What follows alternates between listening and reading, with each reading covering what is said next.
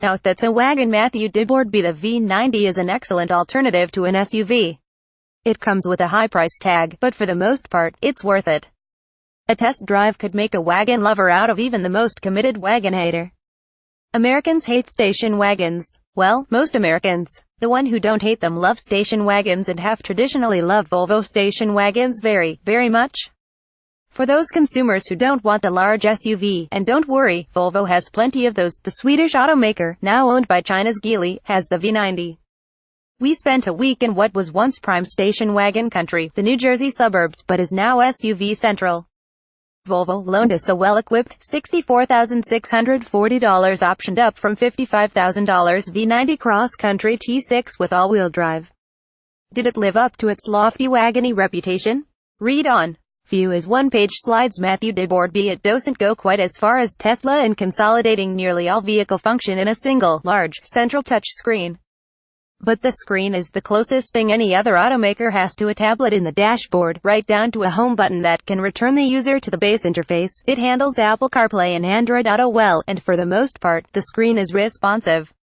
As with all large touchscreen style systems, there is a distraction factor, or, more accurately, a problem of having to engage the system and the screen to, for example, raise or lower the heat, while older systems provide physical knobs and switches. Still, big screens are likely to define in-vehicle interfaces in the future, with consumers demanding them. And apart from Tesla, Volvo with Sensus is the automaker that taken the plunge, and taken on both the business opportunity and risk. Matthew DeBordBI The V90 cross-country T6 AWD is a notable bump up in size from the V60. Smaller wagons are great, but if you have reservations about the genre, making the leap to a bigger wagon is bliss. You immediately wonder why everybody is so hot to buy SUVs. Some reviewers have carped about the V90's offbeat motor. The combination of turbocharging and supercharging is meant to provide good power at lower and higher speeds, with both technologies compensating for the other's weaknesses, and the entire configuration providing a big improvement on what the 2.0-liter mill could manage on its own. I thought it was fine. I wouldn't call it exhilarating, but the flow of power to the AWD system is smooth and the chunky V90 doesn't feel wimpy. I didn't get to explore the AWD's capabilities in bad weather, but it should be adequate, and the overall weight of the V90 means a stable, planted ride. This is a mellow car to drive, for the most part.